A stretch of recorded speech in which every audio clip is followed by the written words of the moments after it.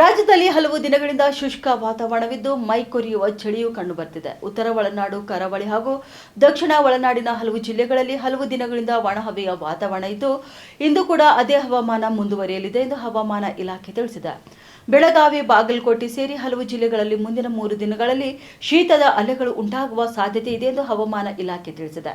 ಮುಂದಿನ 3 ದಿನಗಳಲ್ಲಿ ಉತ್ತರ ಒಳನಾಡಿನ ಬೆಳಗಾವಿ, ಬಾಗಲಕೋಟೆ, ಬೀದರ್, ವಿಜಯಪುರ, ಕಲಬುರಗಿ, ರಾಯಚೂರು ಮತ್ತು ಯಾದಗಿರಿ ಜಿಲ್ಲೆಗಳಲ್ಲಿ ಕೂಡ ಶೀತ ಅಲೆಗಳು ಉಂಟಾಗುವ ಸಾಧ್ಯತೆ ಇದೆ ಎಂದು ಇಲಾಖೆ ಮುನ್ಸೂಚನೆ ನೀಡಿದೆ. ನಂತರದ ದಿನಗಳಲ್ಲಿ ಕನಿಷ್ಠ ತಾಪಮಾನದಲ್ಲಿ ಯಾವುದೇ ದೊಡ್ಡ ಬದಲಾವಣೆ ಆಗುವುದಿಲ್ಲ.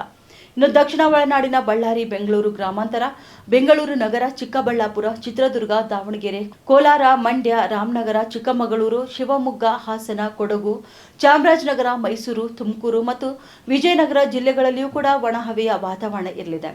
ಕರಾವಳಿಯ ಜಿಲ್ಲೆಗಳಾದ ಉಡುಪಿ, ದಕ್ಷಿಣ ಕನ್ನಡ ಮತ್ತು ಉತ್ತರ ಕನ್ನಡ ಜಿಲ್ಲೆಗಳಲ್ಲಿ ಒಣಹವೆ ಇರಲಿದೆ ಎಂದು ಇಲಾಖೆ ತಿಳಿಸಿದೆ. ಉತ್ತರ ಕರ್ನಾಟಕ ನ್ಯೂಸ್, ಇದು ಕನ್ನಡದ ಉಸಿರು.